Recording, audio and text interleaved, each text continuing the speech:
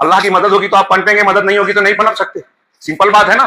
تو اللہ تعالیٰ نے شرک کیا, بہت باغات اور یہ دیا تھا, فرعونیت ملی تھی, ڈوب گیا, تباہ ہو گیا. یہ قرآن کہہ رہا ہے کہ شرک کا یہ نتیجہ ہے, اللہ کے حکم کو نافرمانی کا نتیجہ ہے. ہمیں لاجک نظر نہیں آتی. اب آج مسلمان شرک کر رہا ہے کہ نہیں کر رہا ہے؟ تو وقف کو ترمیمی بل بن رہا ہے, غزہ پر حملہ ہو رہا ہے, ہمارے گھروں پر بلڈوزر چل رہا ہے, دکانوں مکانوں کو خطرے میں دیکھ رہے ہیں ہم. ہمارے عام خواص بھی جو ہے شہر میں ڈرے بیٹھے ہوئے ہیں, ان کی بھی زندگی تنگ ہو رہی ہے. کھانا پینا طے کر رہے ہیں دوسرے لوگ کہ آپ کو یہ نہیں کھانا ہے, یہ نہیں پہننا ہے, یہ نہیں بیچ سکتے, اس کا کاروبار نہیں کر سکتے, فلاں جگہ دکان نہیں لگا سکتے مسلمان, اور مسلمان بے بس نظر آ رہا ہے. اس بے بسی کی سب سے بڑی وجہ قرآن سے پوچھیے, شرک ہے, کفر ہے, بدعت ہے, کبیرہ گناہ ہے, لوگوں کا حق مارنا ہے. یتیموں کا حق مار رہے ہیں ہمارے یہاں, کمزوروں کا حق مار رہے ہیں ہمارے یہاں, مزدور اور نوکر چاکر کا حق نہیں دیتے, ان کی تنخواہوں سے کٹوتی کر کر نہ جانے کیا کیا ظلم ڈھاتے ہیں.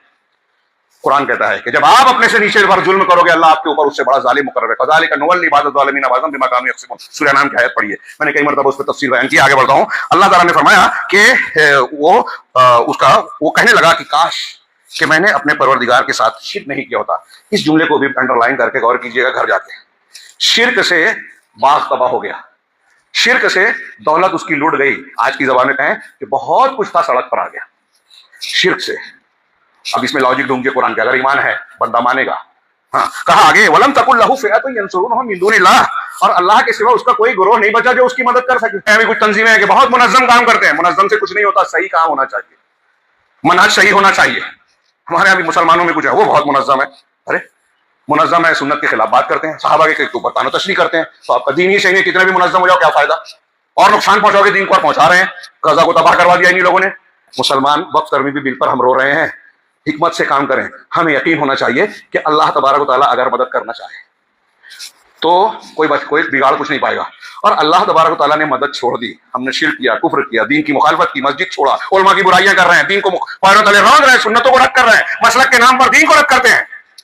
یہ چل رہا ہے سب کچھ اور رو رہے ہیں. اگر اللہ کی مدد چاہیے تو سیکھیں, سیکھنا پڑے گا. شرک کسے کہتے ہیں توبہ کیجیے. مسلمانوں کی صفوں میں شرکیات پائی جاتی ہے. آج ہمارے ہاں جادو ٹونے اور کہانت کے نام کے اہل حدیثوں میں بھی گھس رہی ہے بدعقیدگیاں. اصلاح کی ضرورت ہے میرے بھائیو. ہمارے لیے سب سے بڑے خطرے کی بات بدعقیدگی ہے, سب سے بڑے خطرے کی بات اللہ کی نافرمانی اور گناہ ہے. ڈرنا چاہیے تو اس سے کسی دشمن سے نہیں. یہاں یہ بات ثابت ہوئی کہ اللہ تبارک و تعالیٰ کی ہی سچی مدد ہوتی ہے, مدد اسی کے ہاتھ میں ہے. ان کو ابھی ڈھیل دے رہا ہے تو وہ سمجھ رہے ہیں کہ ہم کو بہت طاقت ہے, شعور ہے, ہم تو دبا رہے ہیں مسلمانوں کو. زیادہ دن نہیں چلے گا معاملہ, یہ طے ہے. ہر فرعون کی طرح آج کے فرعون کا بھی انجام برا ہونا ہے. یہ طے ہے کہ جو متقی پرہیزگار ہوگا ہمیشہ کی طرح اس کا انجام بھی اچھا ہونا ہے.